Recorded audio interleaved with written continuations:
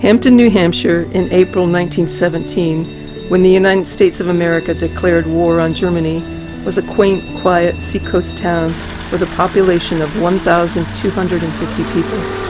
The community was made of retail business owners, farmers, craftsmen, and fishermen. The Boston and Maine Railroad connected the place to the rest of the world,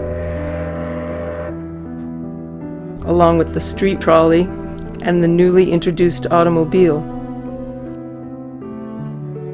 The suffragette and temperance movements were alive and well in the town. Churches and organizations like the Grange, Oddfellows, and the Masons welcomed all. The thought of a war with Germany was a new concept to address in Hampton daily life. The beach was just coming into vogue as a destination vacation spot to bring the family and relax during the heat of summer. Locals and visitors alike entertained themselves with beach foods, airplane rides, theater, music, baseball games, and the carnival events in August. Residents were quick to respond to the war effort. Local farmers agreed to increase food production. Individuals planted victory gardens. Even the vagrants and tramps were taken into custody and put to work in the fields. The Hampton branch of the American Red Cross was organized. Liberty bonds were sold to finance the war. Hampton residents bought thousands of dollars in support. The Boy Scouts and Girl Scouts helped with selling war bonds and with the planting and maintaining of the victory gardens. 12-year-old Alzina Levitt organized a group called the Betsy Ross Knitting Club to knit squares for the American Red Cross. The consequences of entering the World War left no place or family immune to the effects of the war in Hampton. Citizens took up the call to help in any way they could. All able-bodied men and women from Hampton signed up to serve in the armed forces. There were no casualties among the Hampton soldiers and nurses. All would return home from the war.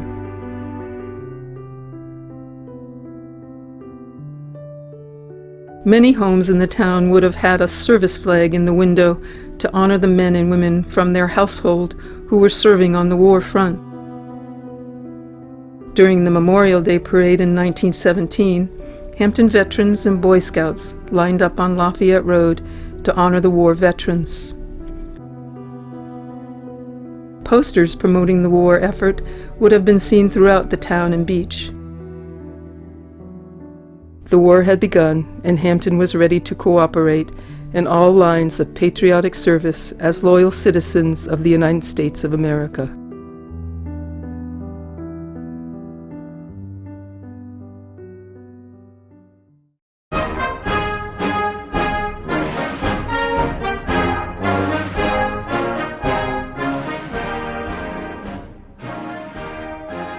During the war, one of the primary ways the American government encouraged military service and rallied support for the war effort on the home front was through the use of posters.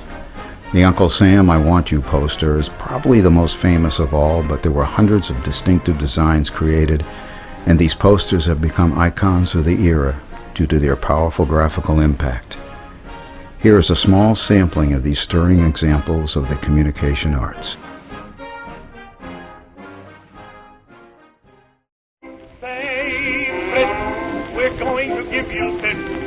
Million Yankee hits will blow you into bits. Hey, Fritz, you're fighting Yankee wits. Before we go, you ought to know it's time you called it quits. For you can't beat us, beat us into old Berlin. You're bound to meet us, but you can't defeat us. We're going in to win. We'll make you wish you never went to war. Fight you like you never fought before. You can't beat us, can't beat us if it takes 10 million more.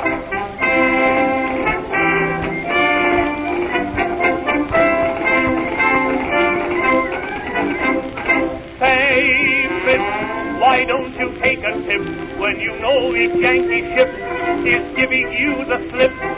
Hey, Fritz, when Uncle Sammy's grip begins to yank that German flank, then something's got to rip.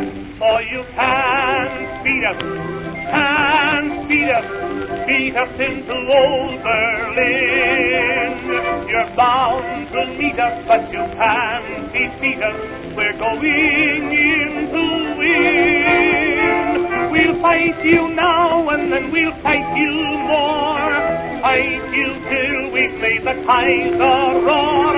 You can't beat us, can't beat us if it takes 10 million more.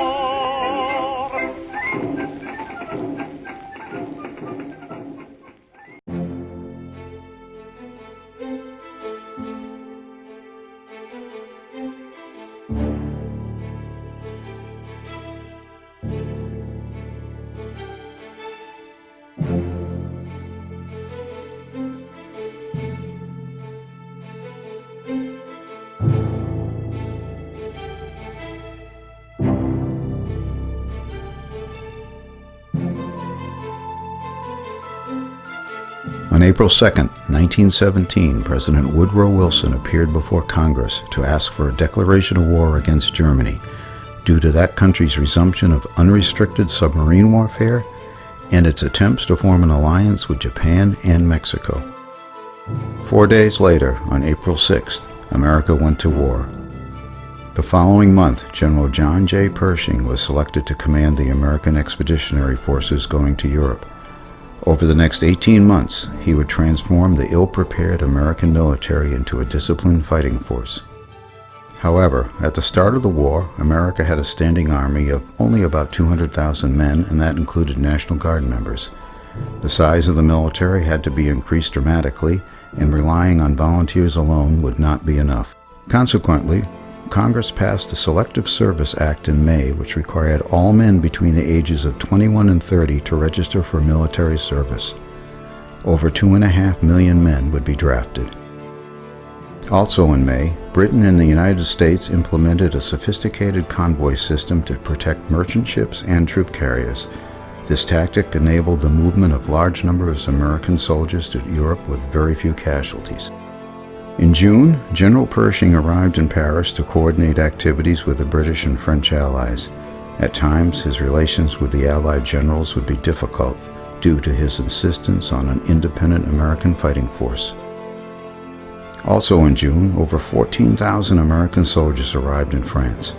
By December, more than 180,000 troops would be on duty.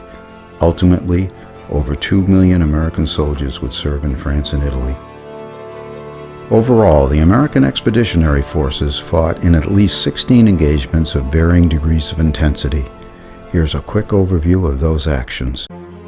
All of these engagements occurred in 1918, other than the 1917 Battle of Cambrai, and all were fought in France except Vittorio Veneto, which occurred in Italy. Out of these battles and operations would come stirring stories of how the U.S. Marines displayed a ferocious tenacity at the Battle of Belleau Wood, of how the African-American infantry unit, nicknamed the Harlem Hellfighters by the Germans, would see more combat than any other American unit, of how the heroic Lost Battalion survived a harrowing 5 days and nights surrounded by Germans in the Argonne Forest, and of how the humble Sergeant Alvin York, a pacifist, would become America's greatest war hero due to the actions he and his men undertook during the Meuse-Argonne offensive.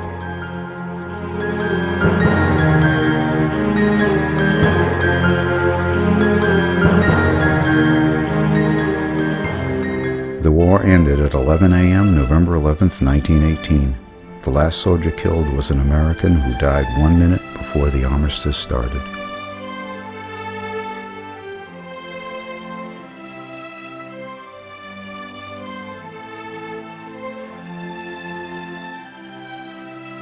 The contribution of the American Expeditionary Forces was twofold. Besides providing the Allies with 2 million fresh troops to hasten the defeat of Germany, its presence also raised the morale of Allied soldiers and civilians, as well as demoralizing the German military and populace. To quote General Pershing, "Our armies, hurriedly raised and hastily trained, met a veteran enemy and by courage, discipline, and skill always defeated him."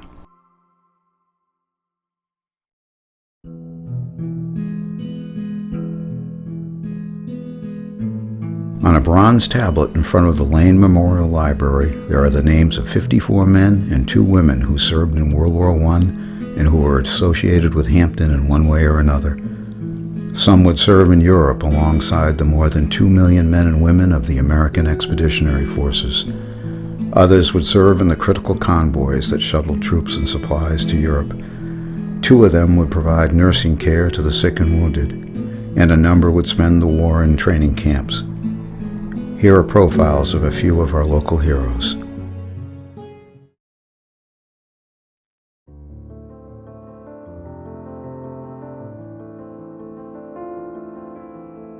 Leonora Bradley Marston Wing and Jeanette Packard White offered their service as trained nurses for the war effort. Jeanette White was 39 years old when she was deployed in 1918 as an Army nurse with the American Expeditionary Forces under General John J. Pershing's command. She was one of 90 nurses who tended to the wounded at Camp Hospital No. 54 in Le Mans, France, taking in nearly 1,500 casualties a month in a 1,700-bed old monastery. Jeanette would return to Hampton after the war, living with her sister-in-law Nellie Moulton White. She helped take care of the children after her brother Charles had passed away of typhoid pneumonia. She remained a nurse until her death in 1956. Leonora Wing reported to Camp Dix, New Jersey, in August of 1918. She would, in 1921, after the war, complete 3 years of training in the Army School of Nursing at Walter Reed Hospital in Washington, D.C. She married Edward Payson Wing, Jr. in Hampton, New Hampshire in 1912.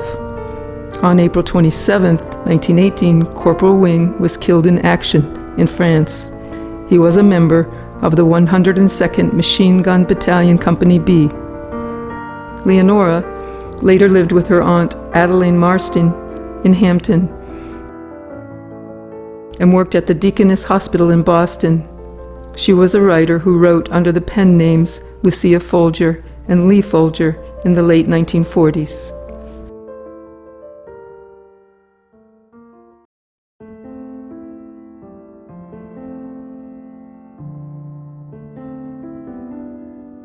The Bucher boys were the sons of the Reverend Fred Bucher and his wife Ellen of the First Baptist Church of Hampton. There were 5 boys and 3 girls in the Bucher clan. After America entered the war, Kenneth and Harold enlisted, and Kenneth went for training at Camp Lee in Virginia. On September 12, 1918, Gerald, Raymond, and Richard all enlisted and went to student training camps.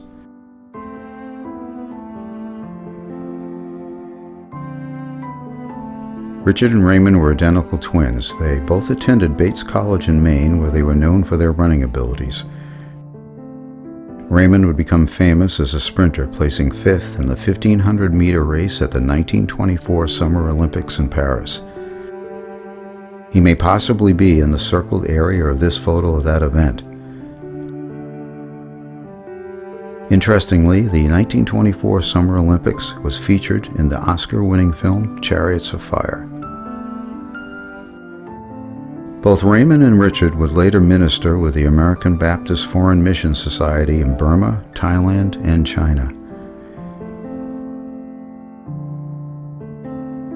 It should also be noted that Richard, who had a degree from Harvard Medical School, would join the U.S. Army twice more and do service in the Walter Reed Hospital, in Brazil, and in the Surgeon General's office. He was honorably discharged with the rank of major. In their own ways, all 5 of the Bucher boys proudly served their country.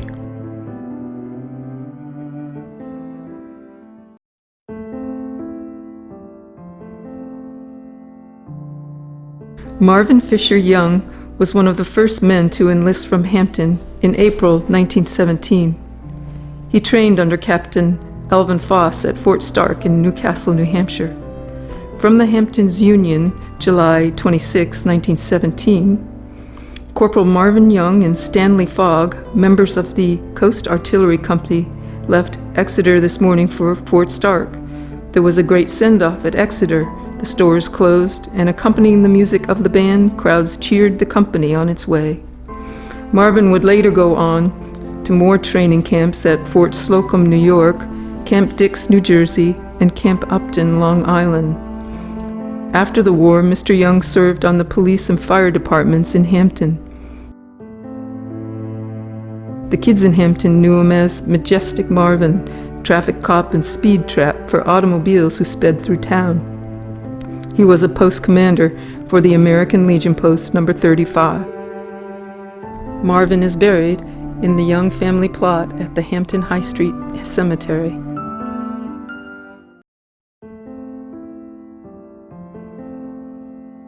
At the age of 22, Percy Brown enlisted in the United States Army in July 1917. He began serving as a private in a brigade of the 7th Infantry Division. He would have worn this military insignia. He went to France with the American Expeditionary Forces. Over there, he rode a motorcycle and delivered messages to the Allied forces. During his tour of duty, he would participate in the following engagements: the Second Battle of the Marne, the Battle of the Saint-Mihiel Salient, and the Meuse-Argonne Offensive. In the post-war celebrations, Percy drove in the Hampton Beach Victory Carnival, which took place in September 1919. He can be seen here at the wheel of a decked-out float car.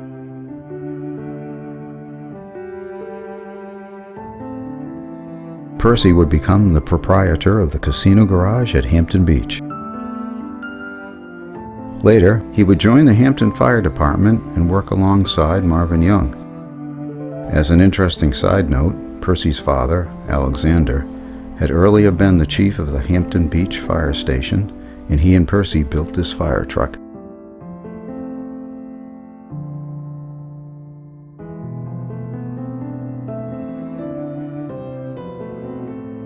Percy Brown is the father of Hampton businessman Stanwood S. Brown.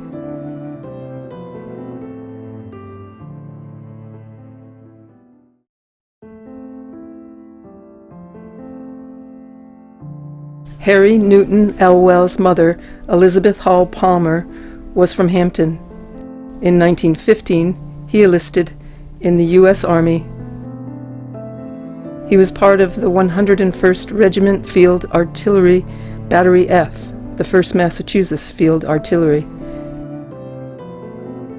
In 1916, Elwell's regiment was mustered into federal service during the border conflict with Mexico.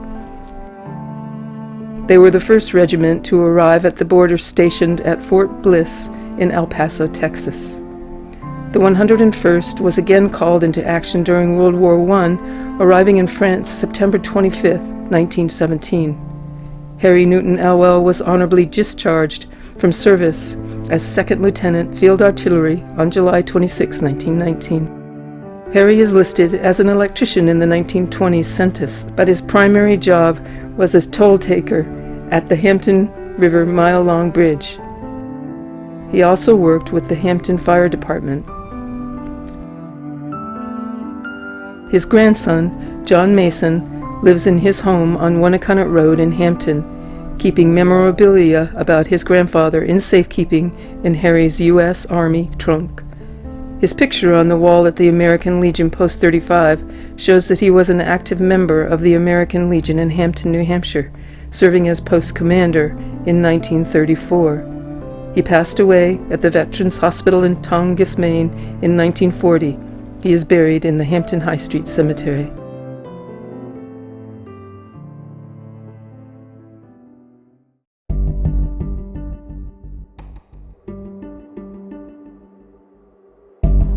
During the war, thousands of idealistic young Americans eagerly volunteered to drive ambulances in support of the Allies. One was a 19-year-old college student from Hampton, New Hampshire.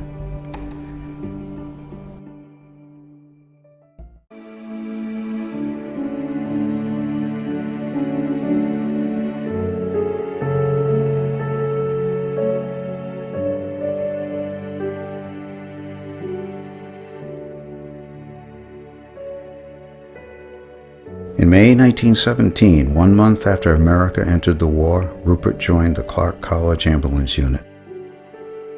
Shortly thereafter, he was sent to France and supported the American Hospital of Paris by transporting wounded soldiers from the incoming trains to the hospital. Later, he would transport casualties from the front lines to field hospitals. In January 1918, he was absorbed into the U.S. Army and was sent to the Northern Italian Front and was assigned to the same unit that Ernest Hemingway had served in earlier.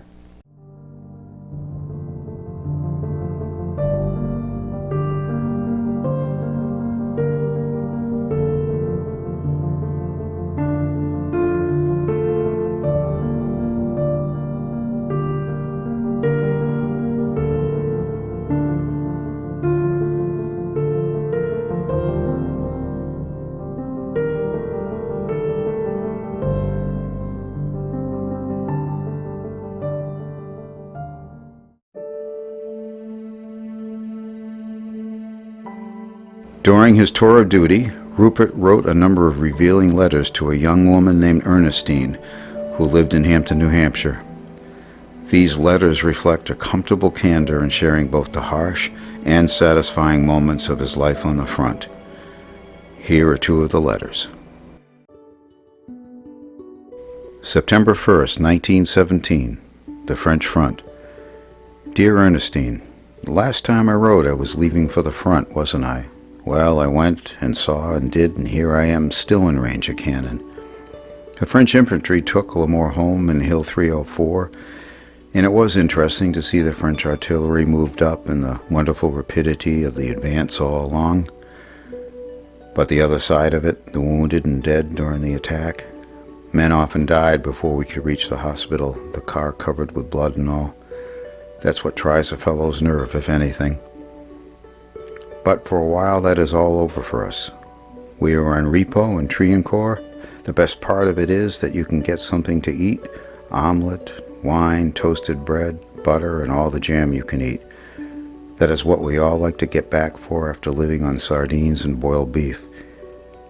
For this time, so to say, but I hope to hear from you soon. Perhaps then I shall not be a volunteer ambulancer, but with the U.S. Army.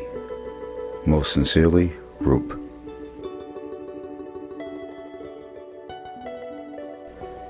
November 7th, 1918, the Italian Front.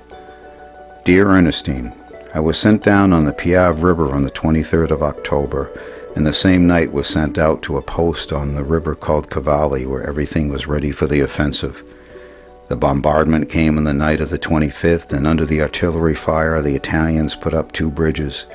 2 brigades got across before the bridges were blown up by the Austrians, and all that day there was lively fighting. For a while, things looked very doubtful. I was sent from my post to a town 4 kilometers up the river where there were 8 soldiers severely wounded. The road was lined with trenches full of soldiers ready to cross. Shells were flying everywhere. Searchlights were all over the place where the wounded were. Luckily, I got the first load back to the hospital before I fell into one monstrous large shell hole. By the time I arrived for the second load, it was getting daylight, and I could see the bridge and the French and Italians hurrying across. The Austrians were shelling heavily, and many of the soldiers never made it. I saw one man thrown into the air in 2 parts, and one part of him stuck in the remains of a tree. For once, I never expected to return from that trip, and to this minute, I don't understand how I got back without even as much as a scratch. Remember I said some months ago that the war might be over by Christmas? What do you think of it now? There's only Germany left, and she can't stand it long. As ever, most sincerely, Roop.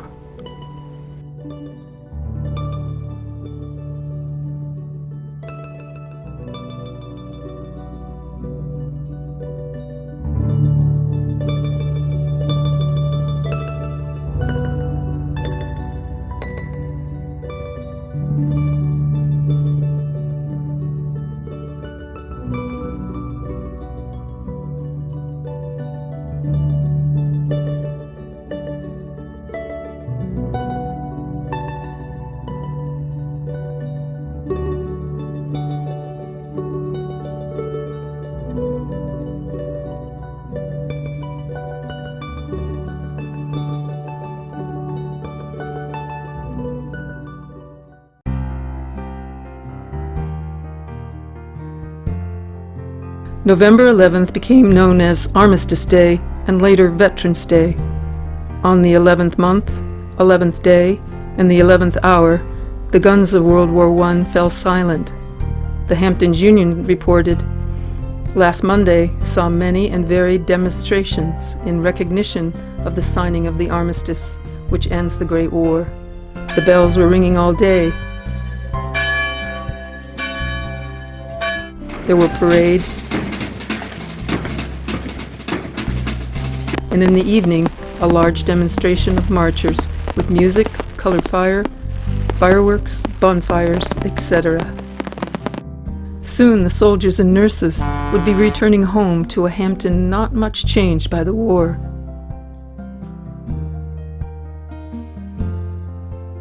There were a lot more automobiles on the road, and the radio had become a common item in Hampton homes. Hampton and the beach were growing in an economic surge as people had more money to spend. Still, people bought bonds and supported the Red Cross post-war efforts. But it was time to build America. Wartime restrictions had been lifted, allowing more freedom to grow the peacetime economy. In 1918, to add to the terrible loss from war, Hampton was affected by the worldwide flu-influenza epidemic. This was a disease spread by human contact, chiefly through coughing, sneezing, and spitting. The doctors of Hampton were busy with over 200 cases of the influenza reported in the community. 3 people at the beach died of the flu. Pharmacist Victor G. Garland died from complications of the flu at the young age of 27.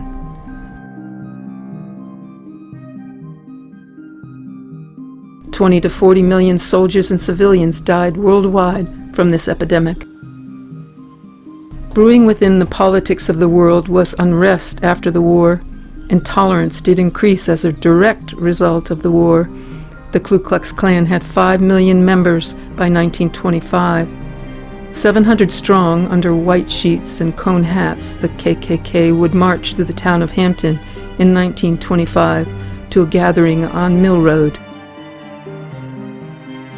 The blame for the war was directed at Germany. Harsh terms of the peace treaties made it difficult for the country to recover. Germany looked forward to the day of revenge, and within 21 years, Hampton's men and women would be again marching to war.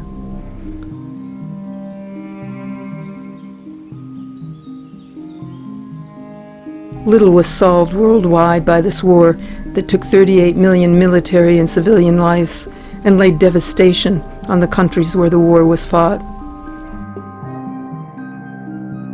World War I ranks among the deadliest conflicts in human history.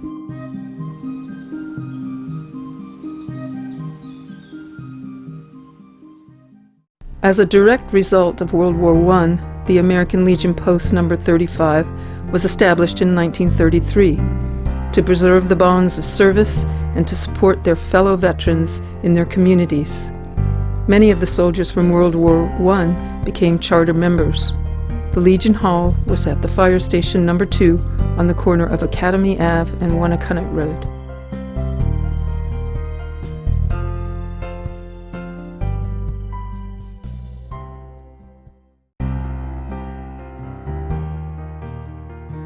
This day, November 11th, 1919, was a day to remember. The day was the first anniversary of the official end of World War I. The whole town was involved in one way or another, if not as a participant in the planning, the parade, dedication, and ball, then as a spectator. The entire town rallied to remember. To honor those returned, a dinner was given at the Congregational Church. 130 were present with soldiers, sailors, Grand Army of the Republic, speakers, and invited guests. A parade of floats and bands marched through the town, terminating at the Lane Memorial Library, where bronze tablets were unveiled, on which the names of those who had served in the war from Hampton were inscribed. Addresses were given in the town hall in the afternoon. In the evening, a concert and dance topped off the Welcome Home celebration with an 8-piece orchestra.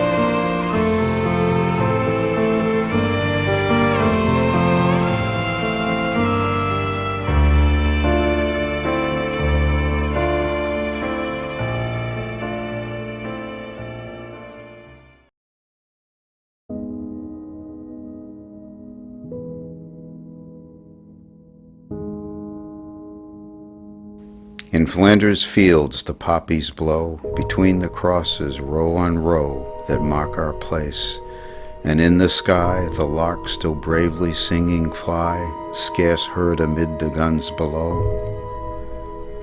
We are the dead. Short days ago we lived, felt dawn, saw a sunset glow, loved and were loved, and now we lie in Flanders fields. Take up our quarrel with the foe. To you from failing hands we throw the torch. Be yours to hold it high. If ye break faith with us who die, we shall not sleep, though poppies grow in Flanders fields.